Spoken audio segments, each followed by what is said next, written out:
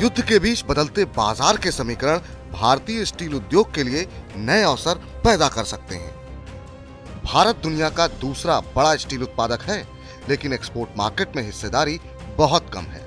वहीं दूसरी तरफ रूस तथा यूक्रेन भारत से छोटे स्टील उत्पादक हैं, लेकिन स्टील एक्सपोर्ट बाजार में उनका योगदान भारत से ज्यादा है।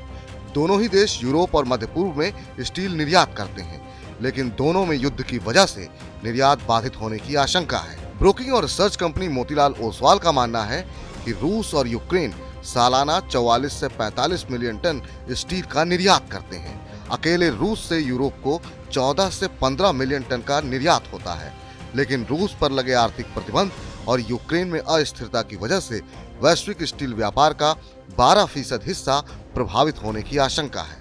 रिपोर्ट में यह भी कहा गया है कि युद्ध खत्म हो भी गया तो भी स्टील सप्लाई के लिए पहले जैसे हालात होने में 6 से 8 महीने का समय लग सकता है।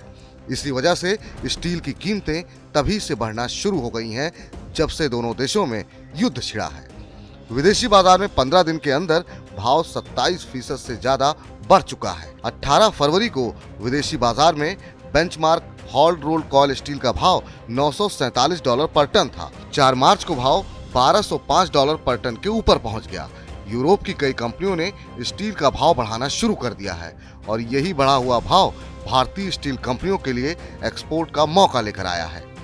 देश की सबसे बड़ी steel company Jindal steel and power के मैनेजिंग डायरेक्टर ने एक समाचार पत्र को दिए इंटरव्यू में बताया कि भारतीय कंपनियां आसानी से $1150 पर टन की लागत से यूरोप में स्टील भेज सकती हैं, जो यूरोप में चल रहे भाव से लगभग $100 कम है।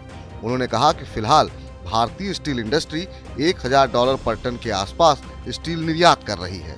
यूरोप में वैसे भी भारतीय स्टील के लिए मांग बढ़ रही है, जिस वजह से फरवरी के दौरान तैयार स्टील के निर्यात में 76% से ज्यादा का उछाल आया है।